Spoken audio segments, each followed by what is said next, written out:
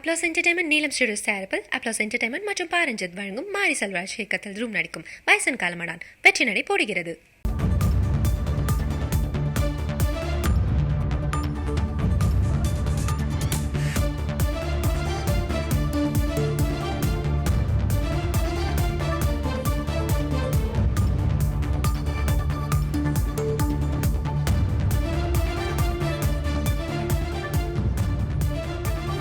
சென்னையில் அனுமதிக்கப்பட்ட நேரத்தை கடந்து பட்டாசு வெடித்ததாக 319 வழக்குகள் பதிவு செய்யப்பட்டிருப்பதாக தகவல் வெளியாகியிருக்கிறது.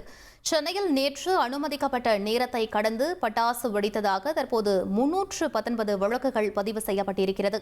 தீபாவளி அன்று காலை 6 மணி முதல் 7 மணி வரையும் இரவு 7 மணி முதல் 8 மணி வரை மட்டுமே பட்டாசுகள் வெடிக்க அனுமதி என்பது வழங்கப்பட்டிருந்த நிலையில் நீதிமன்றம் அனுமதித்த நேரத்தை தாண்டி பட்டாசு வெடித்தவர்கள் மீது சென்னை காவல்துறை வழக்கு பதிவு செய்திருக்கிறது.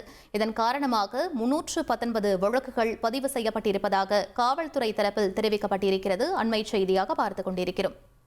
அப்ளாஸ் என்டர்டைன்மெண்ட் நீலம் ஸ்டுடியோஸ் தயாரிப்பில் அப்ளாஸ் என்டர்டைன்மெண்ட் மற்றும் பாரஞ்சித் வழங்கும் மாரி செல்வராஜ் இயக்கத்தில் ரூம் நடிக்கும் வயசன் காலமடான் வெற்றி நடை போடுகிறது.